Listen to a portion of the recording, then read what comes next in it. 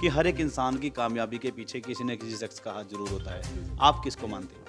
आपको कैसे लगा कि मेरे अंदर एक संगीत की कला है और मुझे इस लाइन में आगे बढ़ना चाहिए? आपने अपना आइडल किन को माना है और शुरुआत कैसे हुई है? शुरुआती दौर ज़रा बता दीजिए एक बार। के हैं और कहते हैं ना, शिक्षा के बिना इंसान पशु के समान है। तो शिक्षा की अगर बात करूँ, अपनी स्टडी कितनी है?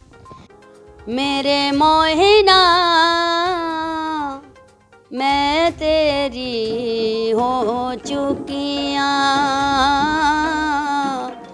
मेरे साहिबा मैं तेरी हो चुकिया। नमस्कार, उज्जवल हरियाणा देख रहे सभी दर्शकों का हार्दिक स्वागत है।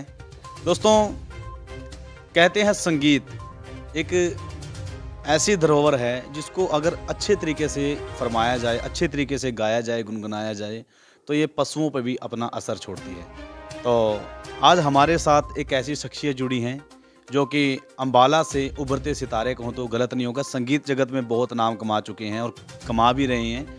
और आपकी जानकारी के लिए आपको बता दूं, आज इस वक्त हम मौजूद हैं अम्बाला शहर में। हमारे साथ जुड़े हैं रेणुका शर्मा जी, जो कि दिन ब दिन एक ऊंचाइयों की शिखर पे जाते हुए नजर आ रहे हैं। हर जुबान पे जिनका नाम है रेणुका शर्मा जी। आइए सबसे पहले बातचीत करेंगे। मैडम, सबसे पहले आपका स्वागत है हमारे चैनल उज्जवल हरियाणा में। नमस्कार जी, जय माता दी आपको।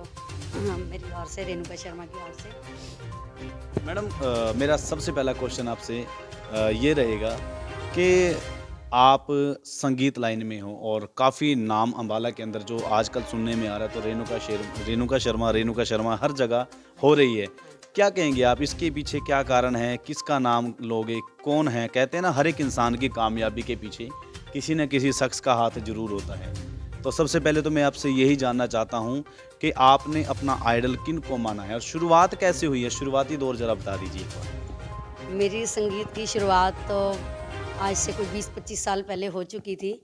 मेरे मामा जी जागरण किया करते थे, पर हम दिल्ली, मैं बेसिकली दिल्ली से हूँ, तो मेरी मैरिज यहाँ अम्बाला में हुई।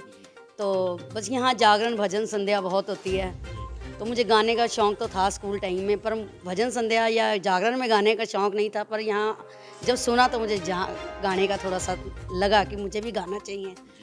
तो मेरी शुरुआत इस मंदिर में से हुई। कृष्ण मंदिर में मैं सबसे पहले यहाँ आया करती थी पूजा पाठ के लिए।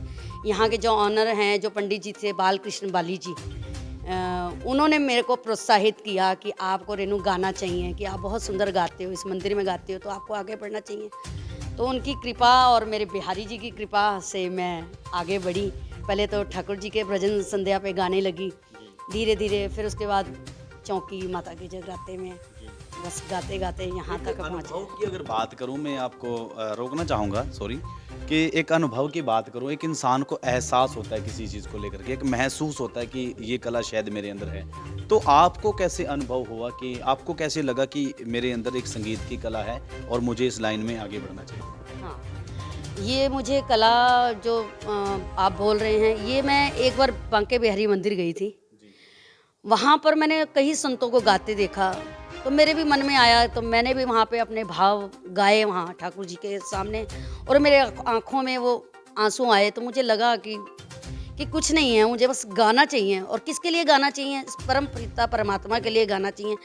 उस वक्त जब मैंने वो भजन वहाँ अपने लिए नहीं गाया, बिहारी जी के लिए गाया। जब मैंने गाया तो मुझे अंदर से फील हुआ कि रेणु नहीं, तू साक्षात ठाकुर जी के सामने गा सकती है, तो सबके सामने भी गा सकती है, तो तुझे गाना चाहिए। बस तब से मेरे दिमाग में ये बात, बस धुन जाग गई कि मुझे ठाकुर जी के लिए, अपनी माँ भगवती के लिए बस गाना है।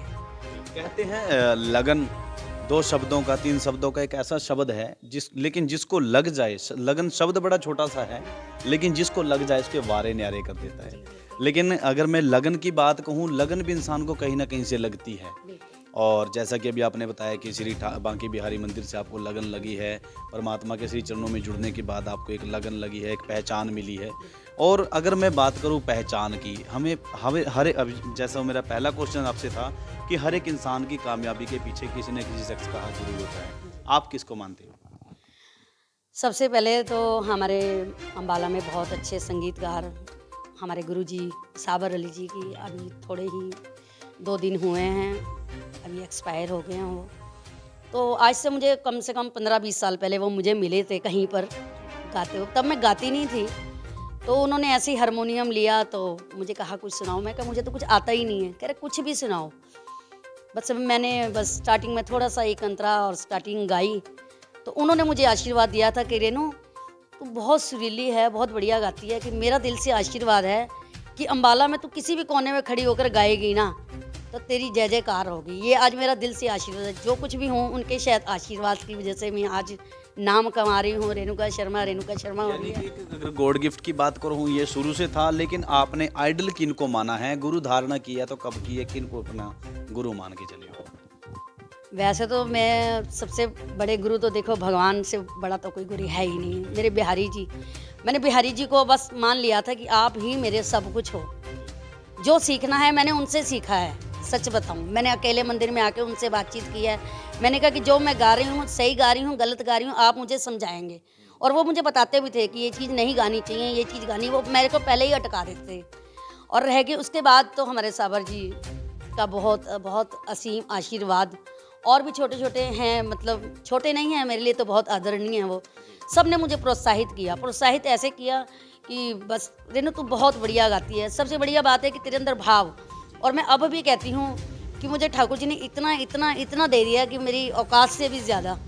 पर मैं शब्दों में बयान नहीं कर सकती कि मुझे क्या कुछ मिला है। अगर मैं भक्ति भाव की बात करूँ, भजनों की बात करूँ, संगीत की बात करूँ, किन किन तरीके का गाना पसंद करते हैं आप? मैं सबसे पहले तो ठाकुर जी के भजन संध्या, बिहारी जी के, बांके बिहारी के गाना पसंद करती हूँ।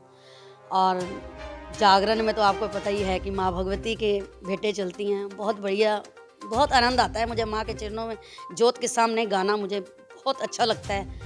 और खाटू श्याम आजकल चल रहे हैं बाबा का, बड़ी जय जयकार है, तो खाटू श्याम सर की कीर्तन भी कर लेती हूँ। और रह गई लेडीज संगीत भी आ जाता है तो वो भी कर लेती हूँ। पर मेरा भाव वही, मेरी यही प्रीति है कि मैं भगवान के चरणों में ही गाऊँ, बस मेरी यही ज़्यादा प्रीति लगती है बस। हाँ जी। तो आज आप हमारे दर्शकों को आज की इस कड़ी में क्या सुना रहे हैं?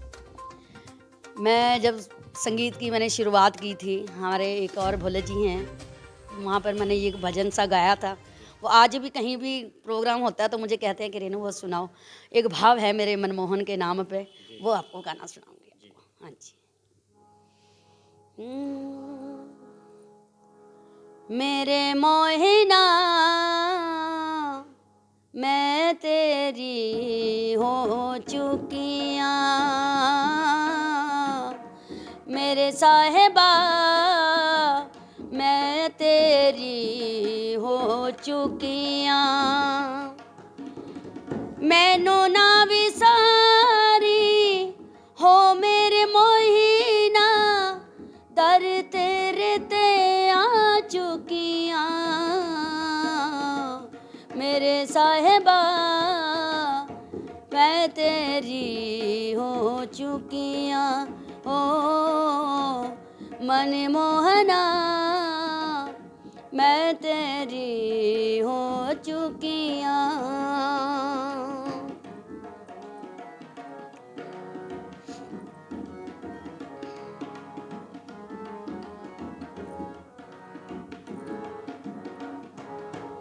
हो मंगदी मुरादा दर दर भटकी, मंगदी मुरादा दर दर भटकी, दर तेरे ते आरजियाँ। मेरे सोहणिया मैं तेरी हो चुकियाँ। हो मेरे साहिबा मैं तेरी हो चुकियाँ। मेरे रांझड़ा मैं तेरी हो चुकियाँ। क्या बात है, क्या बात है। बहुत ही सुंदर प्रस्तुति आपने की है और वाक़ई में एक रूह जुड़ने वाली जो बात है, आपकी जो वोकल टोन है, बहुत अच्छी है। लगता नहीं है कि इतने कम समय में आपने इतनी अच्छी तरक्की की है और ऐसा लगता है कि मानो सदियों से रियाज़ चलता आ रहा हो। और मैंने जैसा कि आपको देखा है, आप फ़ील करके गा रहे थे, गुम हो गए बिल्कुल ही अपने इस गाने में ना। तो बहुत बड़ी बात है, क्योंकि संगीत जो है दिल से होना चाहिए और दिल पे ही जाके लगना चाहिए, वो संगीत है जो असर करे। और वाकई में इसका असर होता नज़र आ रहा है। हमारे दर्शकों से भी अपील है कि इनका जो गाना है रेणुका शर्मा जी का, जो भी आपने अभी जो 2 लाइनें सुनी हैं, आप ज़रूर कमेंट बॉक्स में अपनी राय दें कि आपको इनका जो भजन है वो कैसा लगा। तो मैडम अगर मैं बात करूँ कि शुरुआत दौर में, जैसे कि आपने बताया कि शुरुआत आपकी कहाँ से हुई, आप बेसिकली आप दिल्ली से हैं, और इसके अलावा शिक्षा की मैं अगर बात करूँ, शिक्षा के स्तर पे आप किस लेवल तक हासिल कर चुके हैं? और कहते हैं ना, शिक्षा के बिना इंसान पशु के समान है। तो शिक्षा की अगर बात करूँ, अपनी स्टडी कितनी है? मेरी स्टडी मैंने, क्योंकि मेरी बहुत छोटी उम्र में शादी हो गई थी, 17 साल में, +1 में मैं पढ़ रही थी, तो बस मैंने वही +1 ही की है, पढ़ाई करी है यहाँ अपने अम्बाला में आ गई। बस मुझे गाने का शुरू से शौक़ था, तो ये नहीं पता था कि मुझे गाने का ये पैशन बन जाएगा मेरा। आज मेरा तो नाम नहीं है, नाम तो कहते हैं करते हो तुम कन्हैया, मेरा नाम हो रहा है, करता वो है, नाम मेरा हो रहा है। बस मैं अभी भी यही बात कर रही हूँ कि मैंने शोहरत कमाई, पैसा कमाया, सब कुछ कमाया, पर मैं आज भी कहती हूँ कि मेरी ज़ुबान पर मैं संगीतकार नहीं हूँ, कलाकार नहीं हूँ, मुझे गाना नहीं आता है। बस मैं तो अपने ठाकुर जी के, अपनी माँ भगवती के चरणों में अपना भाव प्रकट करती हूँ, और भाव से मैं क्या गाती हूँ मुझे नहीं पता, वो मेरे प्रभु जानता है। बस मेरे बिहारी जी जानते हैं कि मैं क्या गा रही हूँ, ऑडियंस मुझे क्या सुन रही है मुझे नहीं पता। बस मैं तो भाव के बस तरीके से बैठ गई हूँ कि ठाकुर जी आओ और मेरी वाणी पर विराजमान हो जाओ, बस। और मैडम मेरा लास्ट क्वेश्चन आपसे यही है कि आज की जो हमारे न्यू जनरेशन है, वो आस्था को लेके थोड़ा सा बात करेंगे, क्योंकि आपकी जो हर एक बात में एक आस्था झलकती हुई नज़र आती है। और अगर आस्था की बात करें, जो हमारी आजकल की न्यू जनरेशन है, वो कहीं ना कहीं आस्था से लुप्त होती नज़र आ रही है, आस्था उनके अंदर से लुप्त होती नज़र आती है। क्या कहेंगे आप, इसके पीछे क्या कारण लगता है? देखो, जो आजकल की युवा पीढ़ी है, गलती उनकी नहीं है, माता पिता की है। जैसा हम अपने, जो हम बच्चे हैं, जो माता पिता को देखते हैं वही कुछ करते हैं। अब मेरे घर में गीत संगीत चलता है, पाठ पूजा चलती है, तो बच्चे वही कुछ करते हैं। बेटा मेरा तबला सीख रहा है, कृष्णा, बेटियां जॉब करती हैं, अच्छी पोस्ट पे लगी हैं। तो मेरी अनुरोध तो उन्हीं से है, माता पिता से, कि अपने बच्चों को थोड़ा समय दें। ये किटीज़ चल रही हैं आजकल, लेडीज़ किटीज़ पार्टीज़ पे जा रही हैं, रात को न्यू ईयर मना रहे हैं।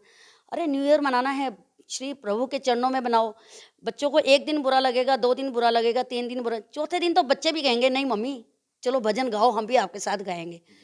तो युवा पीढ़ी से मेरी तो यही हाथ जोड़ के अनुरोध है कि कभी जैसे नया साल है, कभी वृंदावन जाके मनाएं, है ना, कभी बच्चों के साथ बैठ के सत कीर्तन करें, मतलब माता पिता को साथ में लेकर कोई हवन करें। तो ये नया साल की शुरुआत ऐसे करें, तो मेरे को लगता है कि घर घर में ठाकुर जी की जोत जलेगी और हर घर में राधे राधे का जाप होगा। बहुत बहुत धन्यवाद करता हूँ आपका, आपने बड़ा कीमती समय आज हमें दिया है। और दर्शकों से भी अपील है, इस वीडियो को ज़्यादा से ज़्यादा शेयर करें और कमेंट बॉक्स में अपनी राय दें। तो दोस्तों, आज की रिपोर्ट में सिर्फ इतना ही। फिर से एक ऐसी शख्सियत के साथ आपको रूबरू कराएंगे। तब तक के लिए जय हिंद, जय भारत। राधे राधे जी, मैं रेणुका शर्मा, मेरी ओर से आप सभी को नव वर्ष की बहुत बहुत शुभकामनाएं। इस वीडियो को ज़्यादा से ज़्यादा लाइक करें, शेयर करें, कमेंट करें। धन्यवाद।